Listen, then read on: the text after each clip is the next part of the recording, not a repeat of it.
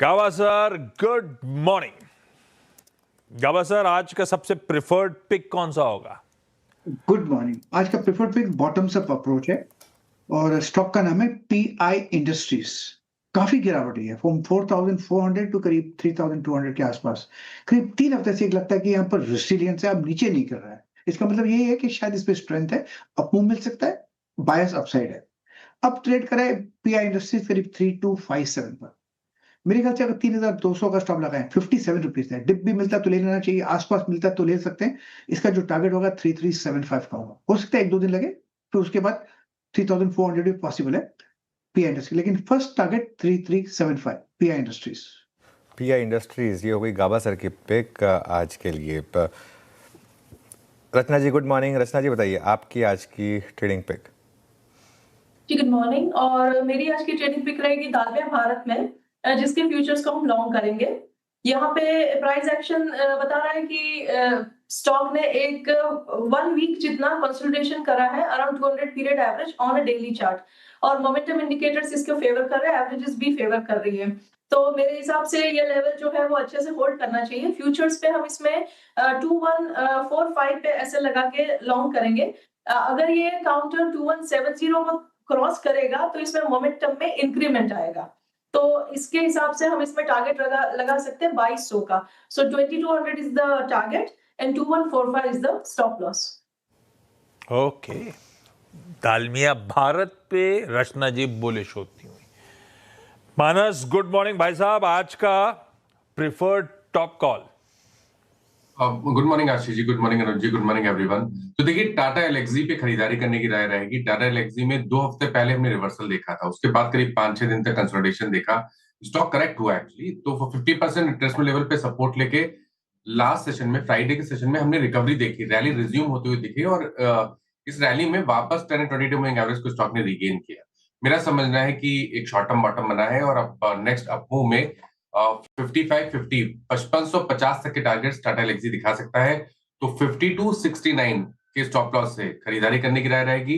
5550 तक के targets possible हैं, ये कैश लेवल्स हैं। ऑप्शन में आप 5400 वाला 5400 का कॉल ऑप्शन ले सकते हैं। 150 के आसपास की क्लोजिंग थी, तो वहां पर आप 114 रुपए 114 के स्टॉप लॉस से खरीदारी कर सकते हैं और 240 रुपए के टारगेट सेट कर सकते हैं।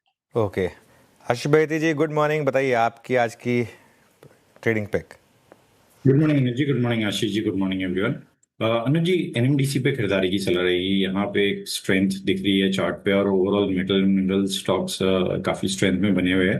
तो इस मोमेंटम को इसमें चेज किया जा सकता है। जो स्टॉप लॉस इसमें मेंटेन करना चाहिए वो 83 का एसएल मेंटेन करे। ऊपर में 86 और 88 तक के टारगेट्स इसमें देखे जा सकते हैं।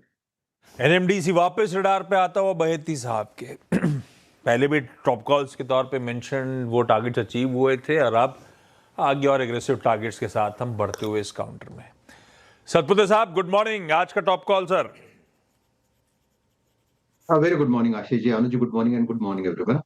आशीष जी देखिए, मेरी नजर auto and auto ancillary stocks पे है, और उसमें से मेरा टॉपिक रहेगा उनो मिंडा। आप उनो मिंडा का डेली चार्ट देखिए, यहाँ पे क्लीन ब्रेकआउट है। It's on a verge rather 1320 rather 1320 इसके लिए इंपॉर्टेंट था। 1330 का क्लोज मिला है। तो आज अगर कोई डिप भी मिलता है, then that will be treated as a buying opportunity in Uno Minda. According to chart इसका जो स्टॉप लॉस होगा वो रहेगा 1310 का, और 1360 का टारगेट है। आशीष जी, और एक चीज मेंशन करना मैं भूल गया, यहाँ पे उनो मिंडा में open interest was up by 12.5%। तो यहाँ पे हेवी लॉन्ग बिल्टअप है, तो कोई डिप मिलता है तो बाय करे उनो मिंडा। ओके, बाय करें उनो मिंडा। Sachin ji good morning. सचिन जी आपकी ट्रेड।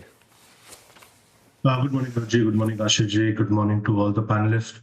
मुझे लग रहा है यहाँ पर जो पीएससी निफ्टी पीएससी में जो एक ब्रेकआउट हुआ है, निफ्टी पीएसयू बैंक्स में भी जो करंट लगा है, एक मोमेंटम काफी शानदार बना है। तो आई थिंक फोकस आपको यहीं पर करना चाहिए। वहां पर एसबीआई ने एक फ्रेश ब्रेकआउट दिया है लाइफ हाई जोन के आसपास। 2 महीने के कंसोलिडेशन का ये ब्रेकआउट है।